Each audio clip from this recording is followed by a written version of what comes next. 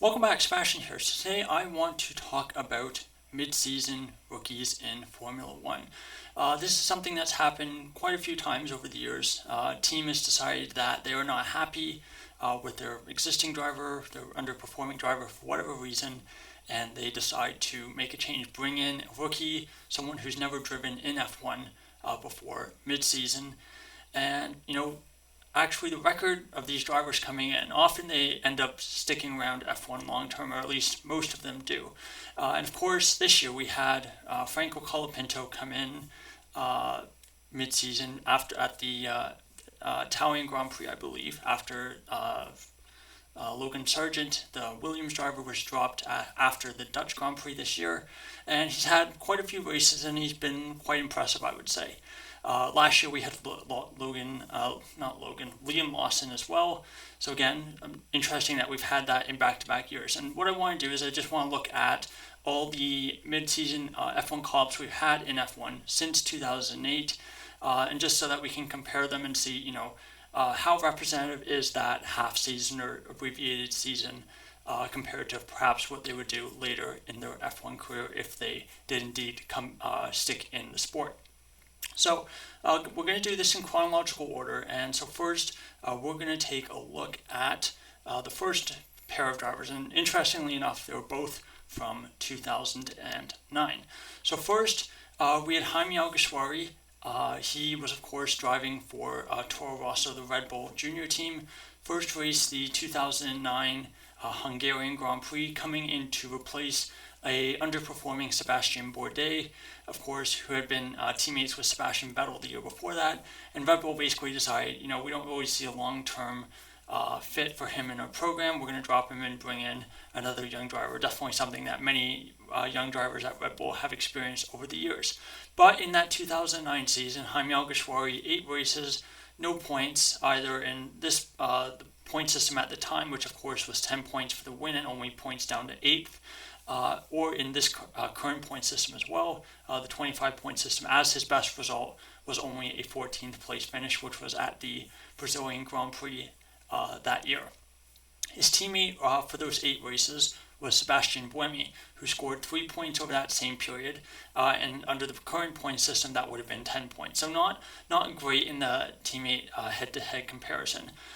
In the race, head-to-head, 1-1 there, and that's only because Alguersuari had so many DNFs in that short half season. I think he had 4 or 5, and across 8 races, that means that's almost like a 50% DNF rate. It's definitely not a ton of opportunities to really showcase himself. But that being said, the qualifying data was pretty bad. Was out-qualified all 8 races with a median qualifying gap of 0.76 seconds. Now, what I've done is I've also put up basically the hypothetical gap between the driver and their teammate from my qualifying model, and just to kind of give like a hypothetical of what they would both give if they were both at their respective peaks.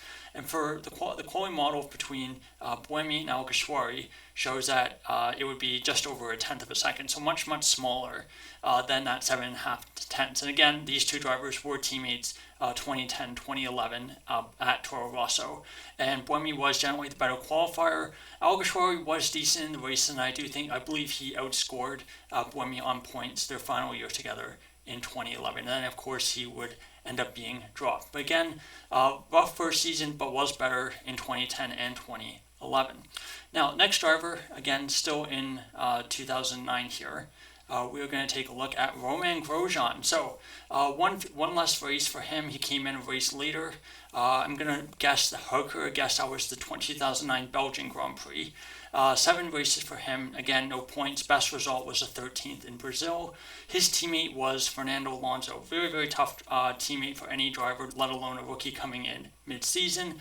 And for Alonso, he scored 13 points, which under today's point system would have been 34 points. Stats are not particularly flattering. Race head-to-head, 0-4.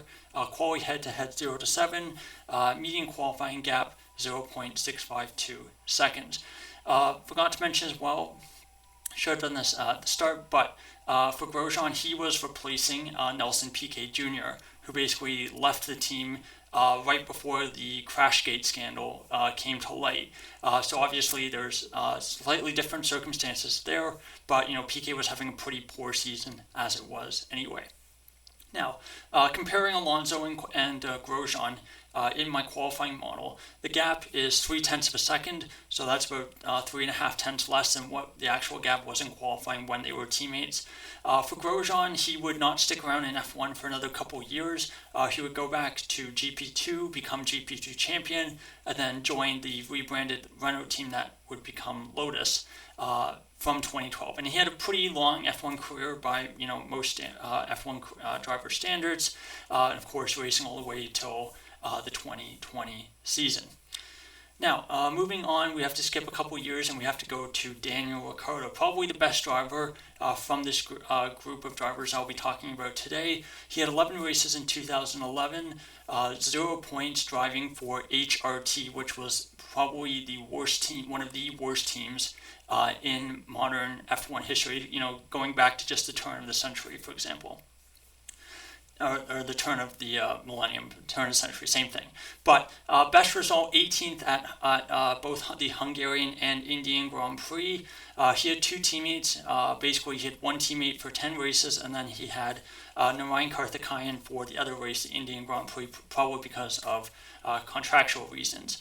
But his record against Liuzzi, 4-1, 4-1 against Liuzzi, 0-1 against Karthikeyan, and then qualifying head-to-head, I've only done it against Liuzzi here, 3-5, so I actually did out-qualify Liuzzi 3 times. And Liuzzi was not a great driver, definitely one of the lower-level drivers on the grid when he was in F1, but the median qualifying gap was 0.09 seconds in Liuzzi's favor, so very, very close there, and kind of showing things to come for Ricciardo.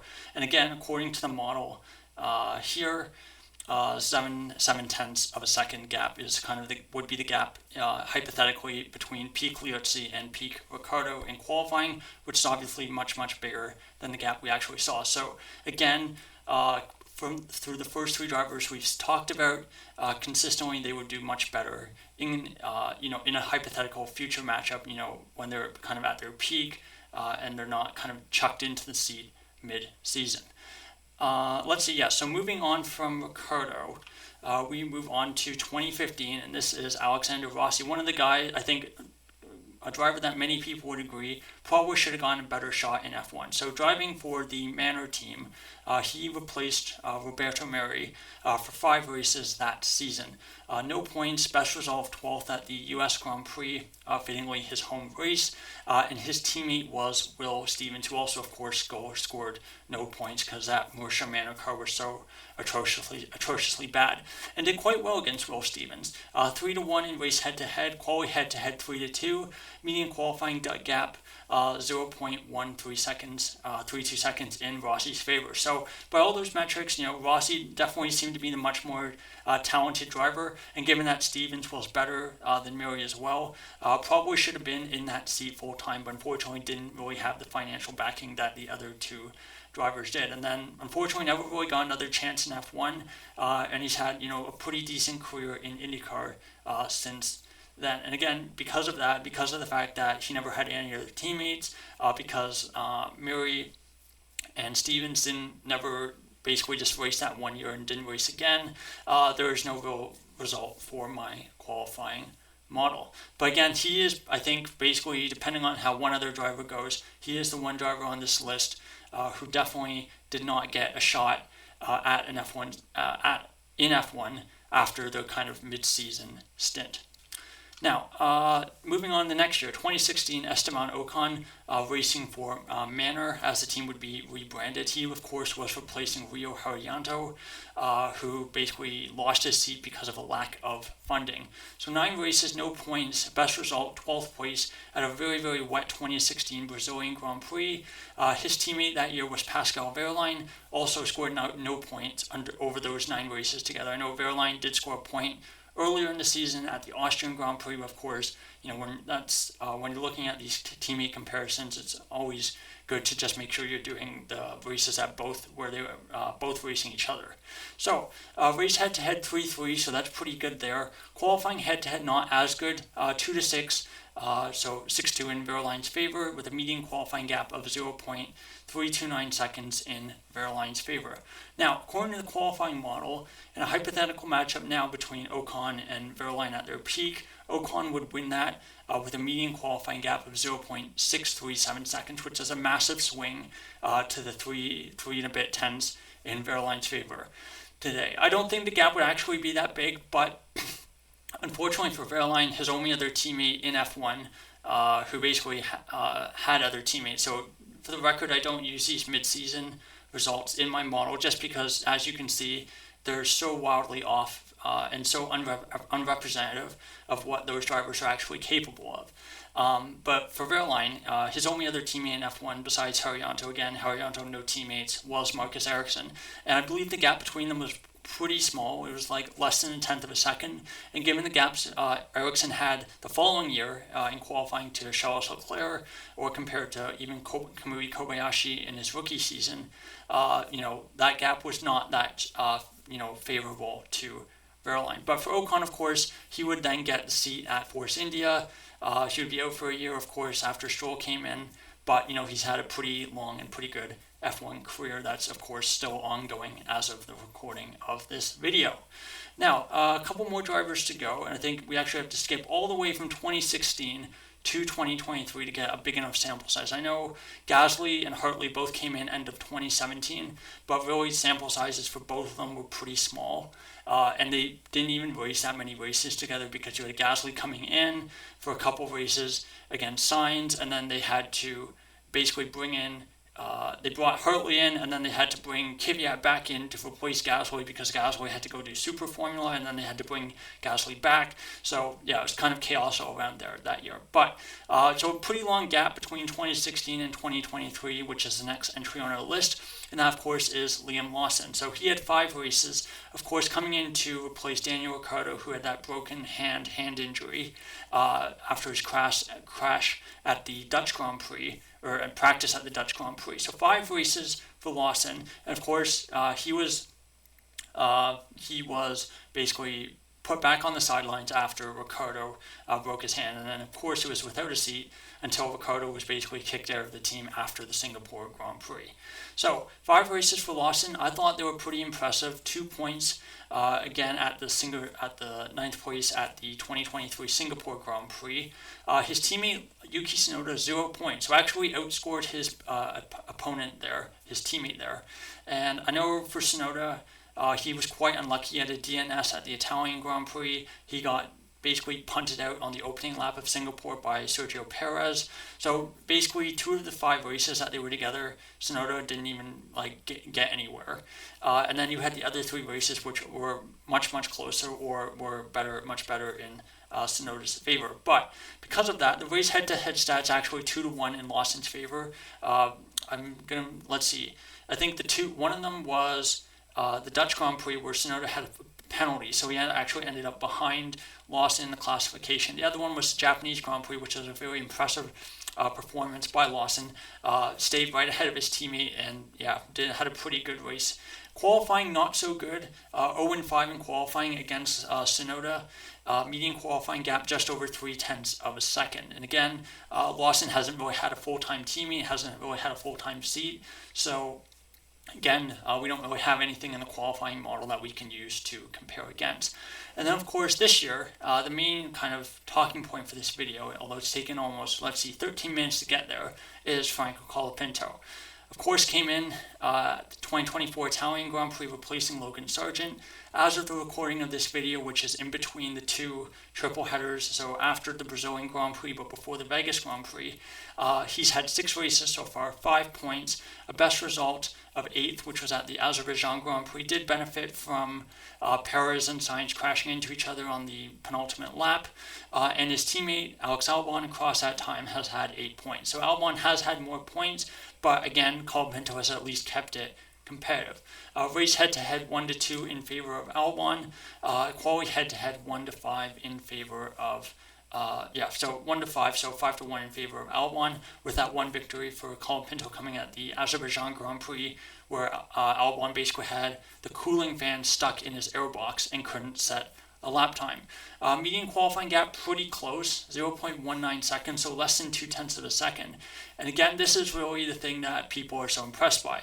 We can look at all this past data from drivers who are still, pretty good, like Grosjean, Ricciardo, Esteban Ocon, and we can see that in these mid-season call-ups, for example, the qualifying gaps are very unrepresentative of what they can do later in their F1 careers. So that's why when you see, Colapinto with qualifying gap of less than 0.2 of a second, people like, Helmut Marko, Christian Horner, even Flavio Briatore, who's reportedly shown interest in Colapinto despite having both of his seats filled up for next year. They're looking at stuff like this qualifying gap, and seeing, less than 0.2, what could this guy do with a full winter preparation? What could he be capable of in a couple of years? Could he, in a hypothetical matchup against Albon in the future, assuming they never are teammates in the future after this year, could Colapinto put like a couple tenths on Albon in qualifying, which would make him a pretty good F1 driver? So I think that's the qualifying stats and just kind of the racecraft. I know the last race in Brazil was not great, but between the qualifying stats being much, much closer than some of the other drivers I've talked about, or even just much closer than Sargent or Latifi showed in the last couple 3 years against Albon. I think there is a lot of potential for Colapinto. I do think he's a little rough around the edges, perhaps. He showed that kind of crashing twice in Brazil, crashing in the qualifying, and then crashing behind a safety car. But there obviously is a lot of speed there, a lot of potential, and I think that's why rightfully people are really excited to see what he could do. Same could be said for Lawson as well.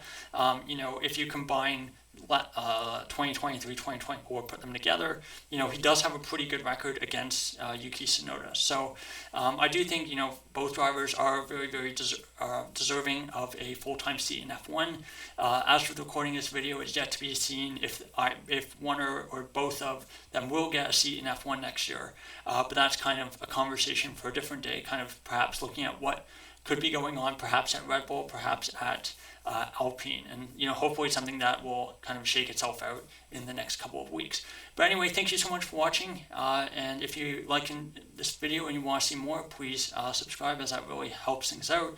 And things have definitely gotten, the videos have definitely been doing better since I started doing them this way on the with more slides and graphics and less whiteboard, and also with me trying to fix the audio quality as well. I know it's still not great, but obviously I think a massive improvement for what it was like a week or two ago.